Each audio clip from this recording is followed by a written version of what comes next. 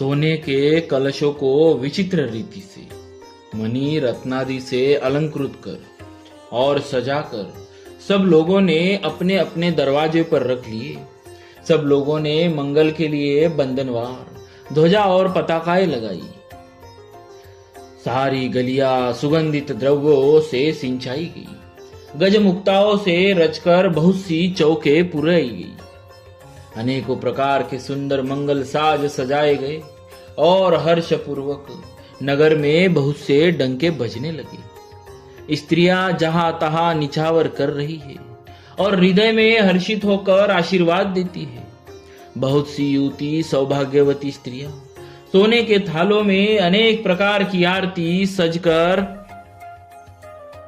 मंगल गान कर रही है। वे आरती हर दुखों को हरने वाले और सूर्यकुल रूपी कमलवन के प्रफुल्लित करने वाले सूर्य श्री राम जी की आरती कर रही है।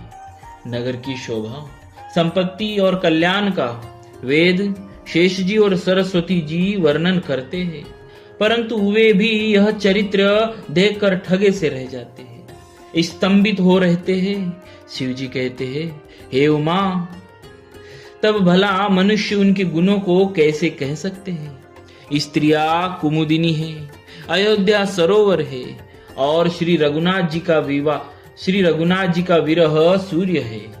इस विरह सूर्य के ताप से वे मुरझा गई थी। अब उस विरह रूपी सूर्य के अस्त होने पर श्री राम रूपी पूर्ण चंद्र को निरख कर वे खिल उठी। अनेक प्रकार के शुभ शकुन हो रहे हैं। आकाश में नगाड़े बज रहे हैं। नगर के पुरुषों और स्त्रियों को सनाथ दर्शन द्वारा कृतार्थ करके भगवान श्री रामचंद्र जी महल को चले। शिव जी कहते, हे भवानी, प्रभु ने जान लिया कि माता कैकेयी लज्जित हो गई है, इसीलिए वे पहले उन्हीं के महल को गए और उन्हें समझा बुझाकर बहुत सुख दिया। फिर श्री हरि ने अपने महल को गमन किया। कृपा के समुद्र श्री राम जी जब अपने महल को गए, तब नगर के स्त्री पुरुष सब सुखी हुए। गुरु वशिष्ठ जी ने ब्राह्मणों को बुला लिया और कहा, आज शुभ घड़ी, सुंदर दिन आदि सभी शुभ योग है। आप सब ब्राह्मण हर्षित होकर आज्ञा दीजिए। जिस समय श्री रामचंद्र जी सिंहासन पर विराजमान हो। वशिष्ठ मुनि के सुहावने वचन सुनते ही सब ब्राह्मणों को बहुत ही अच्छे लगे। वे सब अनेकों ब्राह्मण कोमल वचन कहने लगे कि श्री राम जी का राज्याभिषेक संपूर्ण जगत को आनंद देने वाला है। हे मुनि श्रेष्ठ, अब विलंब न कीजिए और महाराज का तिलक शीघ्र कीजिए। तब मुनि ने सुमंत्र जी से कहा। वे सुनते ही हर्षित होकर चले। उन्होंने तुरंत ही जाकर अनेकों रथ, घोड़े और हाथी सजाए और जहां तहां सूचना देने वाले दूतों को भेजकर मांगलिक वस्तुएं मंगाकर फिर हर्ष के साथ आकर वशिष्ठ जी के चरणों में सिर नवाया। अवधपुरी बहुत ही सुंदर सजाई गई। देवताओं ने पुष्पों की वर्षा की झड़ी लगा दी। श्री रामचंद्र जी ने सेवकों को बुलाकर कहा कि तुम लोग जाकर पहले मेरे सखाओं को स्नान कराओ। भगवान के वचन सुनते ही सेवक जहां तहां दौड़े और तुरंत ही उन्होंने सुग्रीव आदि को स्नान कराया। फिर करुणा निदान श्री रामचंद्र जी ने भरत जी को बुलाया और उनकी जटाओं को अपने हाथों से सुलझाया। तदनंतर भक्तवत्सल कृपालु प्रभु श्री रामचंद्र जी ने तीनों भाइयों को स्नान कराया। भरत जी का भाग्य और प्रभु की कोमलता का वर्णन अरबों शेष जी भी नहीं कर सकते। फिर श्री राम जी ने अपनी जटाएं खोली और गुरु जी की आज्ञा मांगकर स्नान किया। फिर श्री रामचंद्र जी ने अपनी जटाएं खोली और गुरु जी की आज्ञा मांगकर स्नान किया।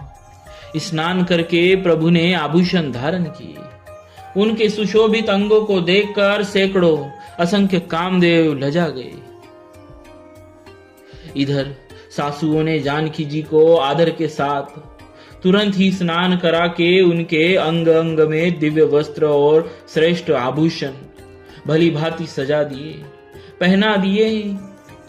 श्री राम की बाई और रूप और गुणों की खान रमा श्री जानकी जी शोभित हो रही है। उन्हें देखकर सब माताएं अपना जन्म जीवन सफल समझकर हर्षित हुई। काकभूषुंडी जी कहते हैं, हे पक्षीराज गरुड़ जी सुनिए, उस समय ब्रह्मा जी, शिव जी और मुनियों के समूह तथा विमानों पर चढ़कर सब देवता आनंद कंद भगवान के दर्शन करने के लिए आए। प्रभु को देखकर मुनि वशिष्ठ जी ने मन में प्रेम भर आया। प्रभु को देखकर मुनि वशिष्ठ जी के मन में प्रेम भर आया। उन्होंने तुरंत ही दिव्य सिंहासन मंगाया। सिंहासन मंगाया जिसका तेज सूर्य के समान था। उसका सौंदर्य वर्णन नहीं किया जा सकता। ब्राह्मणों को सिर नवाकर श्री रामचंद्र जी उस पर विराज गए। श्री जानकी जी के सहित श्री रघुनाथ जी को देखकर मुनियों का समुदाय अत्यंत ही हर्षित हुआ। तब ब्राह्मणों ने वेद मंत्रों का उच्चारण किया। आकाश में देवता और मुनि जय हो ऐसी पुकार करने लगे। सबसे पहले मुनि वशिष्ठ जी ने तिलक किया। फिर उन्होंने सब ब्राह्मणों को तिलक करने की आज्ञा दी। पुत्र को राज सिंहासन पर देखकर माताएं हर्षित हुई और उन्होंने बार बार आरती उतारी। उन्होंने ब्राह्मणों को अनेक प्रकार के दान दिए और संपूर्ण याचकों को अयाचक बना दिया, माला माल कर दिया। त्रिभुवन के स्वामी श्री रामचंद्र जी को अयोध्या के सिंहासन पर विराजित देखकर देवताओं ने नगाड़े बजाए। आकाश में बहुत से नगाड़े बज रहे हैं। गंधर्व और किन्नर गा रहे हैं। अप्सराओं के झुंड नाच रहे हैं। देवता और मुनि परमानंद प्राप्त कर रहे हैं। भरत, लक्ष्मण और शत्रुघ्न जी, विभीषण, अंगद, हनुमान और सुग्रीव आदि सहित क्रमशः छत्र, चंवर, पंखा, धनुष, तलवार, ढाल और शक्ति लिए हुए सुशोभित थे।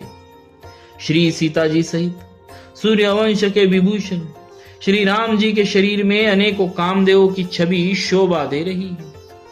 नवीन जल युक्त मेघों के समान सुंदर श्याम शरीर पर पीतांबर देवताओं के मन को भी मोहित कर रहा है। मुकुट, बाजूबंद आदि विचित्र आभूषण अंग अंग में सजे हुए हैं।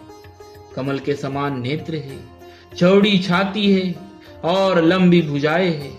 जो उनके दर्शन करते हैं वे मनुष्य धन्य है। हे पक्षीराज गरुड़ जी, वह शोभा, वह समाज और वह सुख मुझसे कहते नहीं बनता। सरस्वती जी, शेष जी और वेद निरंतर उसका वर्णन करते हैं और उसका रस आनंद महादेव जी ही जानते हैं। सब देवता अलग अलग स्तुति करके अपने अपने लोक को चले गए। तब भाटों का रूप धारण करके चारों वेद वहां आए जहां श्री राम जी थे। प्रभु ने कृपानिधान सर्वज्ञ प्रभु ने उन्हें पहचान कर उनका बहुत ही आदर किया। इसका भेद किसी ने कुछ भी नहीं जाना। वेद गुणगान करने लगे। हे सगुण और निर्गुण स्वरूप, हे अनुपम रूप लावण्य युक्त, हे राजाओं के शिरोमणि, आपकी जय हो। आपने रावण आदि प्रचंड प्रबल और दुष्ट निशाचरों को अपनी भुजाओं के बल से मार डाला। आपने मनुष्य अवतार लेकर संसार के भार को नष्ट करके अत्यंत कठोर दुखों को भस्म कर दिया। हे दयालु, हे शरणागत की रक्षा करने वाले प्रभु, आपकी जय हो। मैं शक्ति सीता जी सहित शक्तिमान आपको नमस्कार करता हूँ। हे हरे, आपकी दुस्तर माया के वशीभूत होने के कारण देवता, राक्षस, नाग, मनुष्य और चर अचर सभी काल कर्म और गुणों से भरे हुए उनके वशीभूत हुए दिन रात अनंत भव आवागमन के मार्ग में भटक रहे हैं। हे नाथ, इनमें से जिनको आपने कृपा करके कृपा दृष्टि से देख लिया वे माया जनित तीनों प्रकार के दुखों से छूट गए। हे जन्म मरण के श्रम को काटने में कुशल श्री राम जी, हमारी रक्षा कीजिए। हम आपको नमस्कार करते हैं। बोलिए श्री सीताराम जी महाराज की जय। भक्तवत्सल भगवान की